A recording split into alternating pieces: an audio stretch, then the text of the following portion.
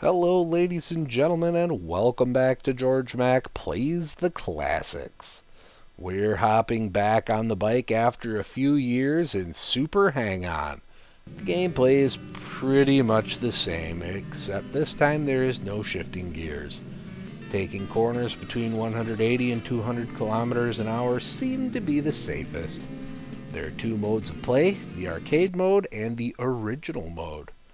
The arcade mode is a race on one of 4 continents with varying numbers of checkpoints. Africa is the easiest of the bunch with only 6 checkpoints, while Europe has 18 checkpoints that you must race through to finish. You have only a certain amount of time to hit each checkpoint before you are disqualified and must start again. You can take the default crappy bike into arcade mode, or load a better bike from a password. You earn upgrades to your bike and passwords in the original mode. This mode pits you in a first to 5 series against a rival rider. You need to beat their time, and if you do, your sponsor pays you some cash that goes right back into bike maintenance.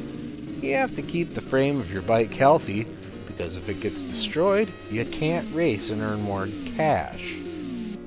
The engine, brakes, muffler, oil, and tires also wear down through use and need to be replaced and upgraded regularly.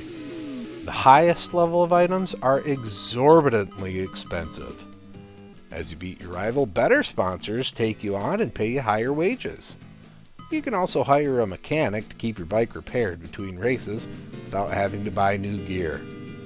This is totally a long haul game.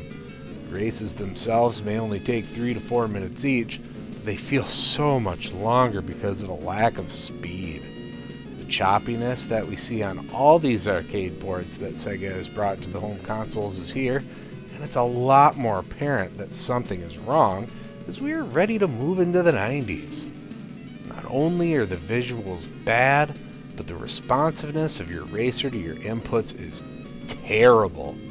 There is a significant and noticeable lag between pressing left or right and your rider actually leaning in those directions. I looked up a password to see what a maxed out bike felt like. It accelerates quicker, doesn't slide as much across the track, and brakes more responsively. It still doesn't play well though. I didn't get very far in Europe and didn't really feel the urge to try much harder. When it comes to grading Super Hang-On on the Sega Genesis, graphics get a 0.5. The only thing that looks decent is the rider sprite. Everything else looks like a bad Master System title. Sound gets a 2.0, probably the best part of the game. They don't quite sound like the Genesis sound hardware is being used. Gameplay gets a 1.0. The original mode is a great idea, but poorly implemented. The actual racing is terrible and not befitting a 16-bit release. Difficulty gets a 1.0. You'll learn the courses because you race them over and over again. The sluggish response to your inputs make this game unfair. Fun factor gets a 0.5. Not only is it unfair, but it's unfun. There's so little variance between courses that you'll be bored quickly. Overall, Super Hang-On earns a 1.0 and gets a D. Stay away from this one, and while you're at it, don't forget to pick up some Morobare cigarettes. Well, that's going to do it for me for today. Please make sure to like this video.